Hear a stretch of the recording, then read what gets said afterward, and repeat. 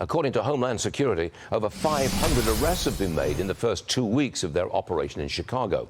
Acting ICE Director Todd Lyons joins me here in New York today. How many of these arrests, 500 people, how many were violent criminals? Honestly, hundreds. So out of, as of this morning, we're over 550 arrests. And what ICE is doing in Operation Midway Blitz is we are focusing on those criminal aliens that have been released from sanctuary jurisdictions. And those are the worst of the worst that we're out there looking for. So the people that you arrested, 550 in Chicago, they were criminals. They were criminals. They were criminals not just because they crossed the border illegally, but because they committed crimes. No, more than 70% of the people we arrest are criminal aliens. Now, not only do they have criminal records here, some of these individuals have criminal records in their home countries that we know of, but yet jurisdictions like Chicago, like Illinois, just release them back to the streets to reoffend. That's what ICE is focused on. That's ridiculous.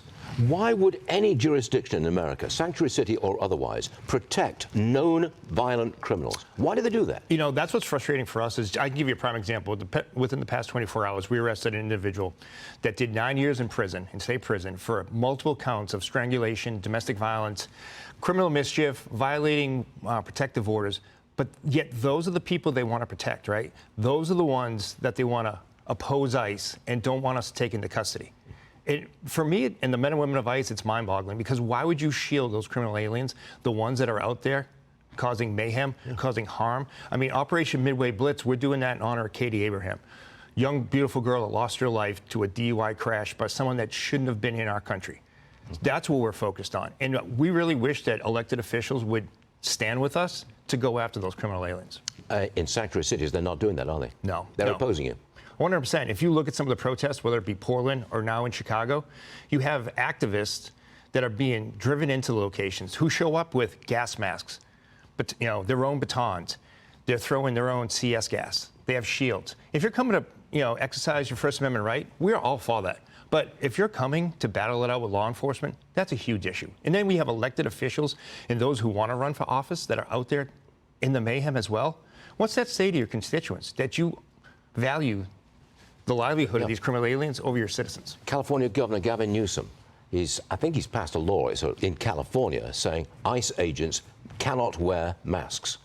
Is he in a position to dictate to federal employees? He's a state employee. Is he in a position to dictate that to feds? No, he's not. Unfortunately, that whole bill was just political theater.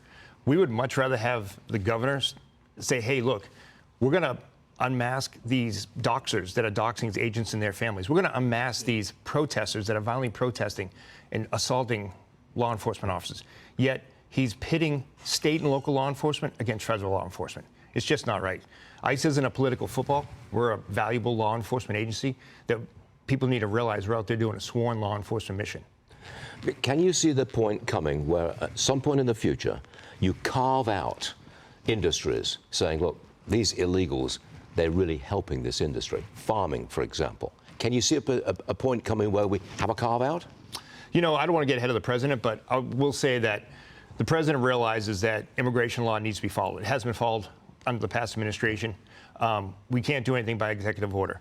One good thing under Secretary Nome is she's allowed us to do the law the way it's meant to be. So for now, we are focused on those individuals. And unfortunately, until we get our hiring numbers up, we are focused on the worst of the worst. So that's who we have to be focused on.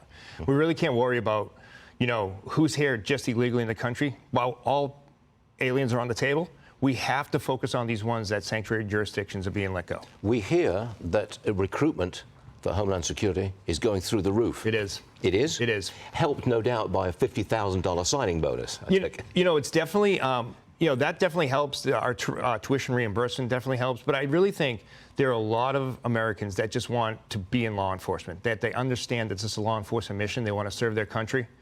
They want to do what they voted for, right, is to make America safe again.